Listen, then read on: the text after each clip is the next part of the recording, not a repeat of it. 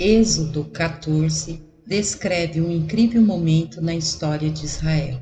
Os israelitas tinham acabado de sair do Egito sob a direção sobrenatural de Deus. Agora estavam sendo ferozmente perseguidos pelo exército do faraó. Eles tinham sido levados a um vale cercado em ambos os lados por montanhas íngremes e à frente havia um mar bloqueando o caminho.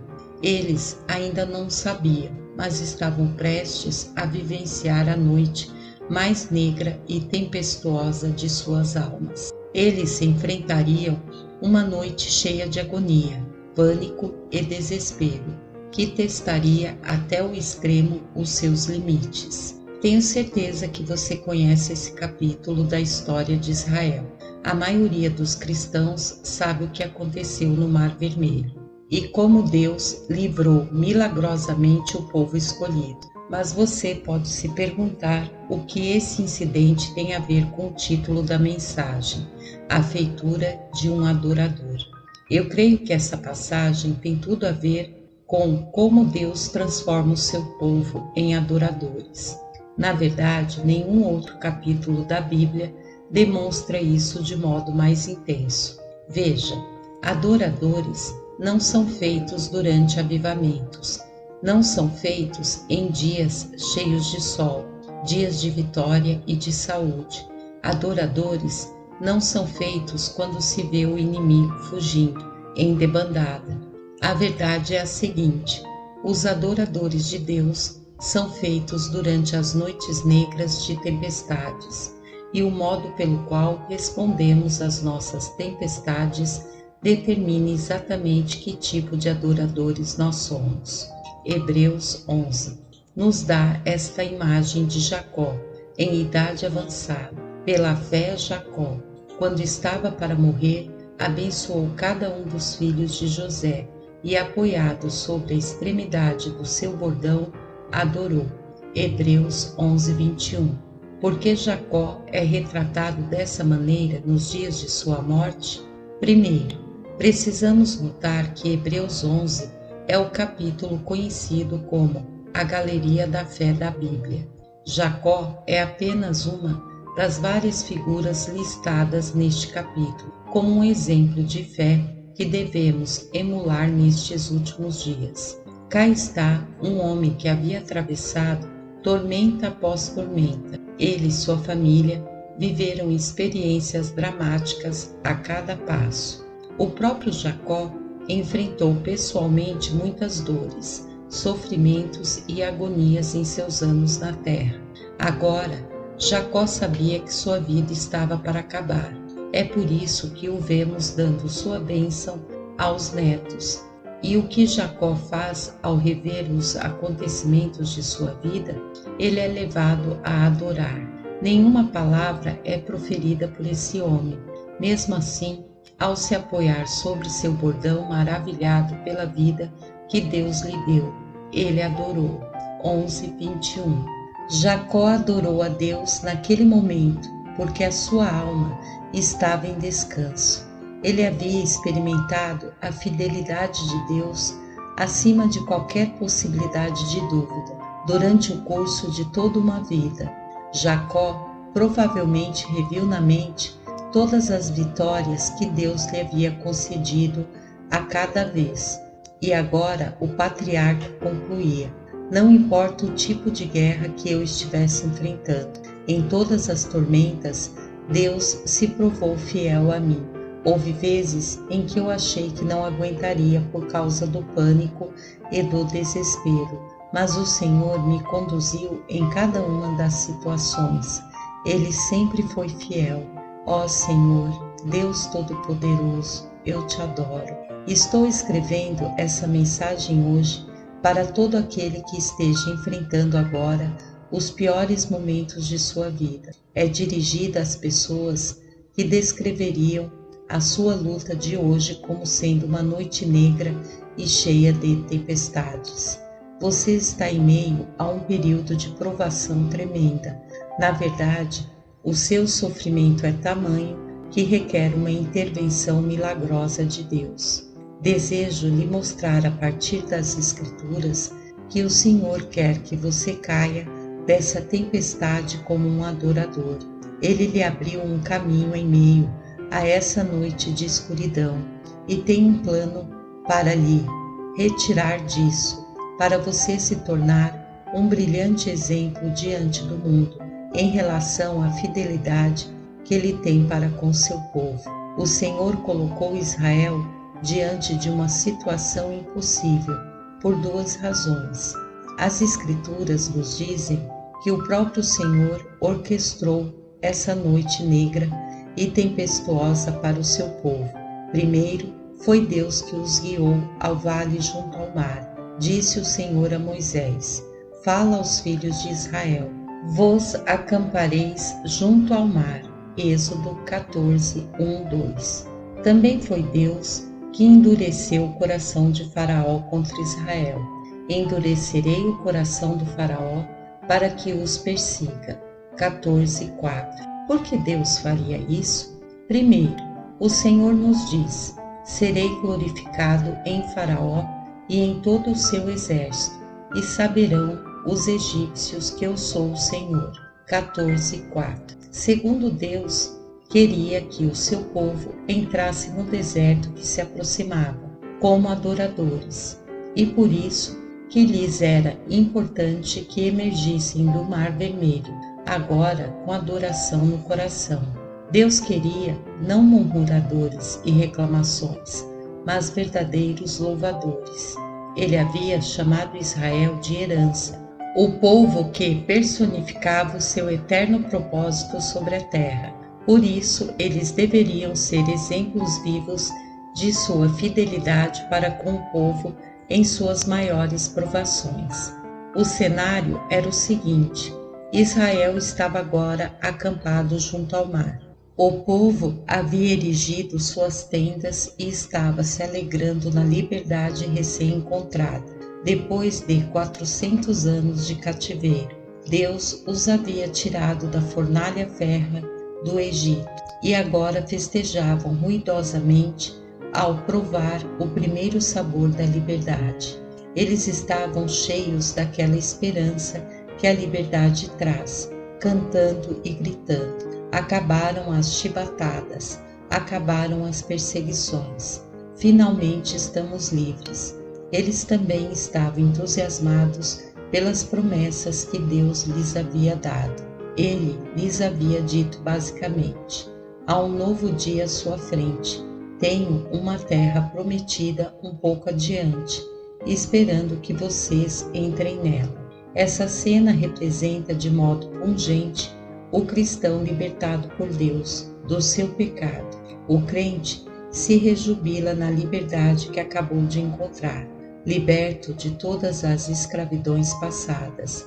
De repente, ele está vivendo algo maravilhoso de salvação e libertação e possui um cântico santo no coração, pois está vivendo nas promessas de Deus. Essa era a situação de Israel ao acampar junto ao mar. O povo havia se conscientizado de que Deus estava cumprindo todas as suas palavras para com eles. Ele lhes havia escolhido para serem sua herança e agora os estava trazendo de volta para si mesmo. Eles estavam prestes a se tornarem adoradores, cujo testemunho serviria como luz brilhante ao mundo. Contudo, na hora de sua maior paz, o inimigo buscou devorá-los, exatamente no ápice da liberdade de Israel. Na hora da esperança maior, o ataque veio. Os egípcios chegaram bramindo sobre eles como leões, sob o comando do faraó, e era um exército demoníaco, claramente resolvido a levá-los de volta à escravidão. Perseguiram-os, os egípcios, todos os cavalos e carros do faraó, e os seus cavalarianos, e o seu exército, e os alcançaram acampados junto ao mar. 14, 9. A informação chegou súbita e inesperada. Os egípcios estão chegando. O exército do faraó está vindo com toda a força sobre nós. Isso enviou ondas de choque sobre o acampamento. Os líderes de Israel escalaram as colinas mais próximas, de onde viram grandes nuvens de pó se levantando pela gigantesca marcha. Centenas de cavalos e cavaleiros se aproximavam, seguidas por legiões da infantaria. A terra tremia com o troar de 900 carros de ferro. Que cena terrível! Ela tornou em pedaços qualquer esperança no acampamento. Os filhos de Israel levantaram os olhos, e eis que os egípcios vinham atrás deles e temeram muito. 14:10. Eu me pergunto, quantos cristãos já experimentaram esse tipo de terror? Bem no máximo da sua paz, a minha família e eu certamente já o experimentamos. Lembro-me de um telefonema tremendo uma noite, quando minha esposa disse: o seu irmão morreu. Foi um ataque do coração. Ou a ligação terrível sobre nossa preciosa netinha. Tiffany tem um tumor cerebral. Lembro-me dos telefonemas chocantes recebidos por muitos membros de nossa igreja. O caroço que você palpou é maligno. Venha ao consultório médico já, por favor. Esse foi o tipo de chamado súbito e assustador que Israel recebeu. As Escrituras citam a reação das pessoas. Elas levantaram os olhos, e eis que os egípcios vinham atrás deles, e temeram muito. 14:10. O povo de Deus concentrou a atenção na terrível situação em que estavam, e o grito era: não há saída, estamos encurralados, vamos morrer. O que eles fizeram a seguir nos diz tudo quanto ao status de Israel como adoradores. Os filhos de Israel clamaram ao Senhor. 14:10. Não se engane, não era clamor de adoração. O clamor do povo era: por que o Senhor permitiu isso, Deus? Depois de todos aqueles anos de escravidão, o Senhor nos libertou. Mas para quê? Para morrermos nas mãos do faraó?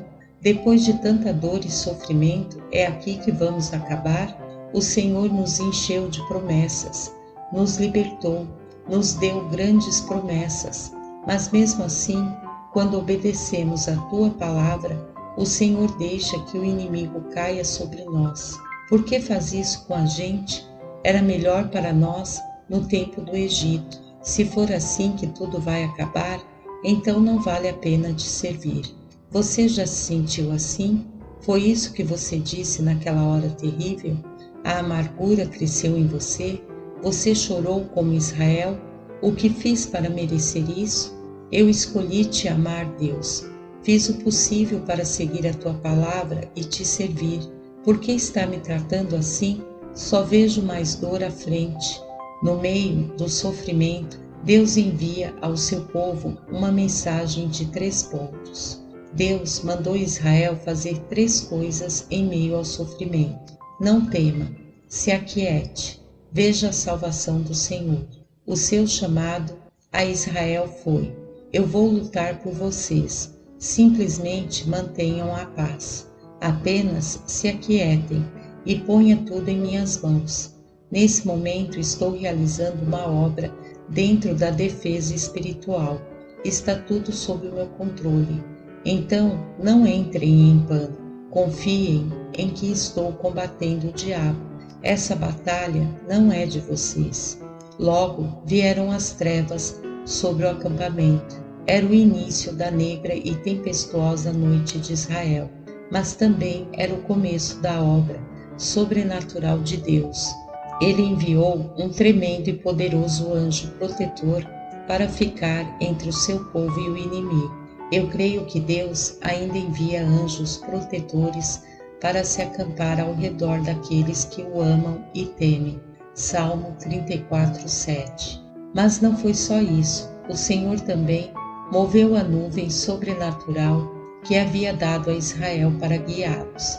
A nuvem de repente se deslocou da frente do acampamento para a retaguarda e avultou como uma muralha negra como breu diante dos egípcios. O inimigo de Israel não conseguia enxergar um palmo diante de si. A nuvem era escuridade para aqueles. Êxodo 14:20. Contudo, do outro lado, a nuvem produzia luz sobrenatural, dando aos israelitas pura visibilidade a noite toda. Para este, esclarecia a noite, de maneira que, em toda a noite, este e aqueles não puderam aproximar-se. 14:20. Prezado santo, se você é um filho de Deus, comprado pelo sangue, ele colocou um anjo guerreiro entre você e o diabo, e ele lhe comanda dizendo, como a Israel, não fique com medo, tenha calma, creia na minha salvação. Satanás pode ir contra você respirando todo tipo de malignidade, mas em nenhum momento, durante a sua noite negra e turbulenta, o inimigo será capaz de uma única vez sequer lhe destruir. Apesar de o exército do faraó estar totalmente na escuridão, ele ainda podia elevar a voz, e a noite inteira vomitou ameaças e mentiras ao povo de Deus. Assim que terminar a noite, será o fim de vocês, Israel. Amanhã vocês estarão derrubados, vocês serão levados de volta à escravidão, e se tentarem resistir, nós os mataremos. O seu Deus não pode salvar. Vocês podem muito bem desistir agora. Você já ouviu essas vozes do outro lado das trevas?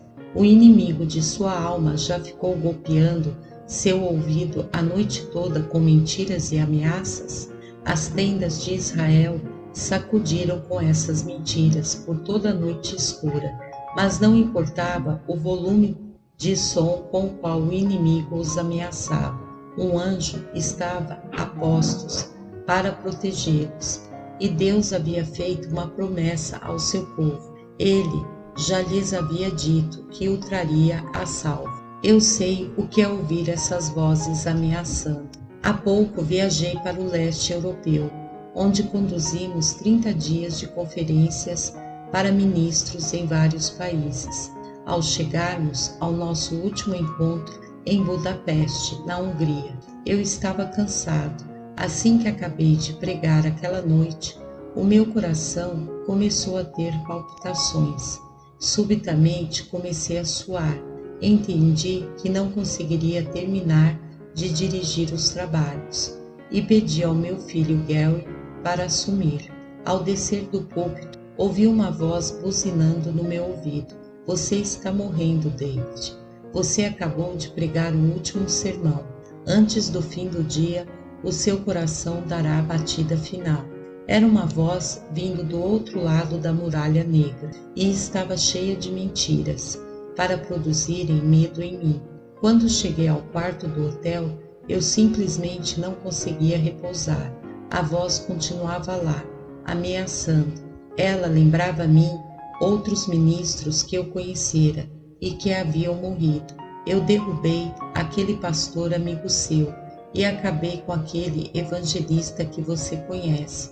Agora o seu ministério também acabou. Aquilo sim, foi uma noite escura e de tormentas. As vozes do inferno vociferaram contra mim durante horas. Finalmente me ajoelhei e invoquei a Deus. Senhor, o que está acontecendo? Que tipo de coisa estou enfrentando? Me ajude, por favor. Então o Espírito Santo me cochichou. David, você está sob ataque. Tudo porque você aborreceu o reino do diabo. Centenas de pastores foram renovados e estão novamente em chamas. Me agradei do seu trabalho, mas Satanás foi provocado e está zangado. Contudo, não tenha medo. Um poderoso anjo foi colocado entre você e o inimigo. Você não corre perigo. Apenas se aquiete e descanse em mim. E então, no mês passado, eu vi novamente como Satanás fala do outro lado da muralha negra. A maioria dos leitores de minhas mensagens sabe que minha esposa Gwen sofreu várias operações de câncer durante anos. Ela também tem só um rim, pois o outro teve de ser removido. Toda vez que vamos a um novo médico, ele balança a cabeça impressionado com a longa história clínica de Gwyn e sua milagrosa sobrevivência. Recentemente, Gwyn enfrentou uma infecção urinária. No consultório do urologista, o médico disse: "Estou com medo de prescrever remédios nesse caso, pois poderiam prejudicar o rim remanescente." Olhei para minha esposa e vi lágrimas correndo dos olhos. E pude ouvir a voz dentro de sua cabeça naquela hora: "O seu único rim vai se complicar. É só uma questão de tempo até chegar outra infecção." Não, eu lembrei a mim mesmo. Como disse a Gwyn mais tarde: "Querida, você tem um anjo entre você e o inimigo mentiroso. Deus é o responsável pelos seus anos. Não importa que batalha enfrenta agora. Ele tem um plano para você. Você está no centro da vontade dele e na palma de suas mãos. E ele tem todo o poder para cuidar de você." Porque Deus permitiu que Israel enfrentasse uma noite inteira de escuridão e tormentas, quando poderia ter dito uma simples palavra e acalmado os elementos? Durante aquela longa noite no Egito, caiu um temporal. As Escrituras dizem: "Moisés estendeu a mão sobre o mar, e o Senhor, por um forte vento oriental que soprou toda aquela noite." Êxodo 14, 21. A palavra em hebraico para vento aqui quer dizer emanação ou exalação violenta. Em outras palavras, Deus exalou o seu sopro a noite inteira. As tendas de Israel devem ter tremido intensamente com as poderosas torrentes sendo sopradas por todo o acampamento. No momento em que escrevo isso, estamos vendo poderosos vendavais nos terríveis incêndios da Califórnia. Todos os dias a mídia traz notícias de o quanto esses ventos imprevisíveis de Santa Ana têm espalhado os focos de chamas. E estas tempestades de ventos têm durado dias e até semanas. O prejuízo que tem produzido é incalculável. Esse é o tipo de força que deve ter soprado pelo acampamento de Israel. O vendaval que Deus produziu foi tão poderoso que começou a separar as ondas do mar. Um forte vento oriental fez retirar o mar, que se tornou terra seca, e as águas foram divididas. 14, 21. Que tempestade deve ter sido, e como deve ter produzido temores em Israel. O vento terrível certamente piorou o medo deles, que já ouviam o inimigo chamando do outro lado da muralha negra: "Vocês já estão mortos. Se sobreviverem ao temporal, não sobreviverão a nós. Acabou. Vocês e seus filhos não sairão dessa." Eu lhe pergunto, o que Deus tinha em mente aqui? Por que permitiria um vendaval tão terrível a noite toda? Por que ele simplesmente não mandou Moisés tocar as águas com a manta e separar as ondas de modo sobrenatural, como aconteceria mais tarde com Elias e Eliseu? Qual seria a possível razão de Deus permitir que uma noite terrível dessas ocorresse? Há apenas uma única razão. O Senhor estava fazendo adoradores. Deus estava agindo o tempo todo, usando a terrível tempestade para formar um caminho, visando tirar o seu povo da crise. Porém, os israelitas não conseguiam enxergar isso na hora. Muitos se escondiam nas tendas, tremendo de medo e bravos com Deus.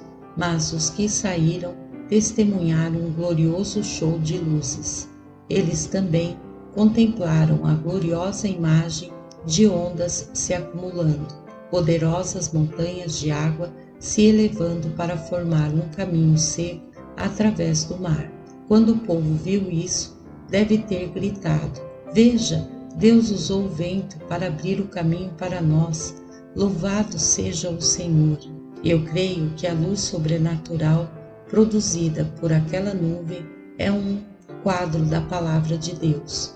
nós podemos estar nos escondendo em meio a uma noite escura e turbulenta, questionando Deus, mas Ele concede uma luz para que vejamos que Ele está abrindo um caminho diante de nós. Na verdade, a própria tempestade que está nos amedrontando é o caminho de Deus, para formar um trajeto claro de libertação, e Ele usará este caminho para nos tirar da tempestade.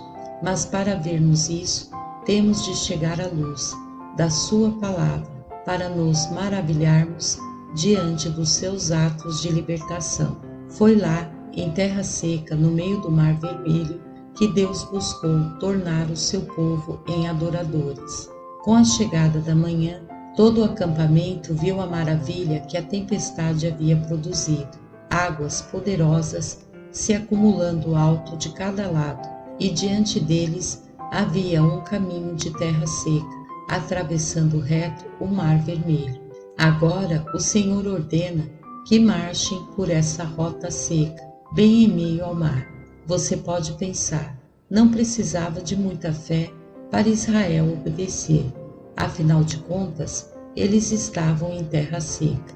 Mas imagine ver aquelas altas muralhas de água. Devia haver uma pressão do tipo Foz do Iguaçu por trás delas. A pergunta agora era: as paredes de água vão aguentar? O povo provavelmente ficou pensando: Senhor, Tu respondeste nossas preces até esse ponto. Nos guiastes com segurança até agora, mas ainda há perigo à frente. O Senhor vai nos guardar?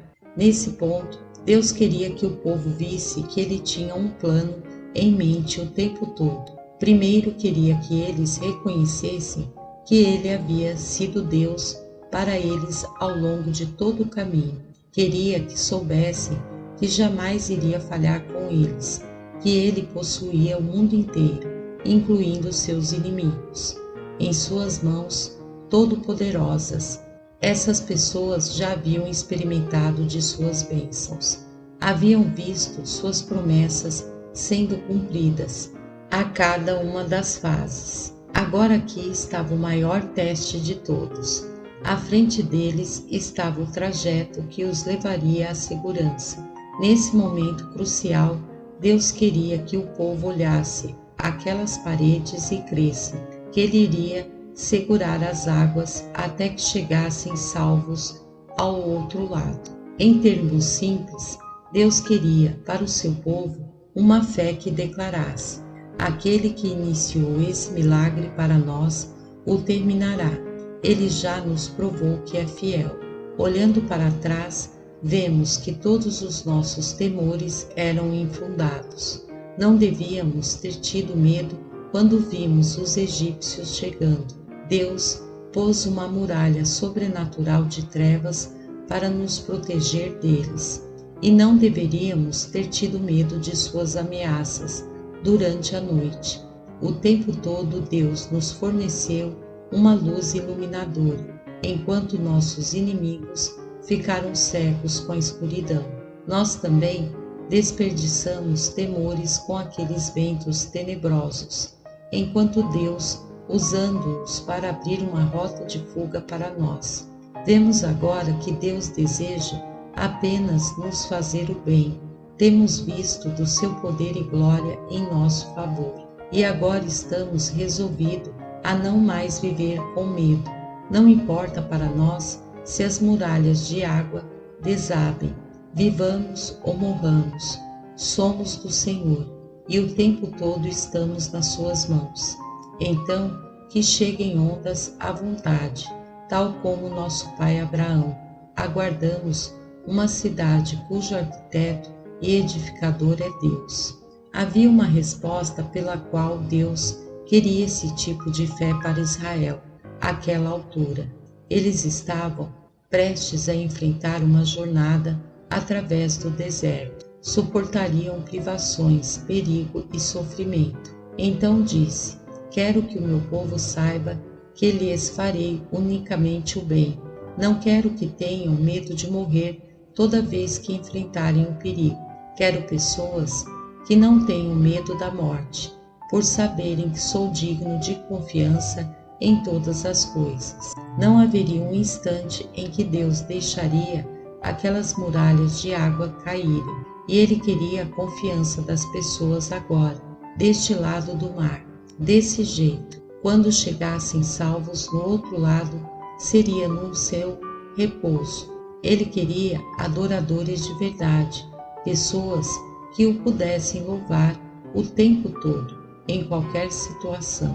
Veja, um verdadeiro adorador não é alguém que dança depois da vitória, não é a pessoa que canta os louvores de Deus após o inimigo ter sido vencido. Isso foi o que os israelitas fizeram.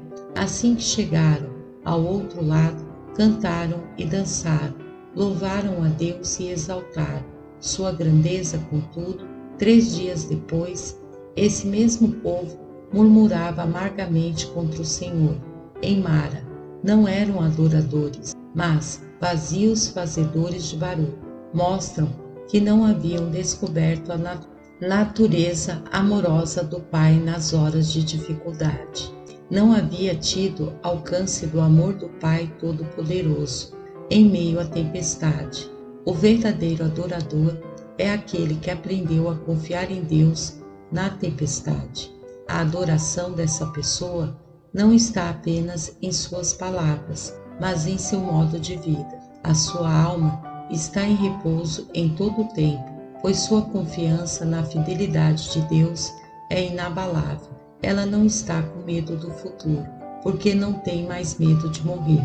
Gwen, minha esposa, e eu vimos essa fé inabalável em nossa netinha, Tiffany. Junto ao leito, em seus dias finais, observamos nela uma paz que excede todo o entendimento. Ela disse: "Vovô, quero ir para o lar celestial. Eu vi Jesus e ele diz que quer que eu esteja lá. Simplesmente não quero mais ficar aqui." A nossa Tiffany, de 12 anos, tinha perdido todo o medo da morte e da privação. Esse é o repouso que Deus quer dar para o seu povo.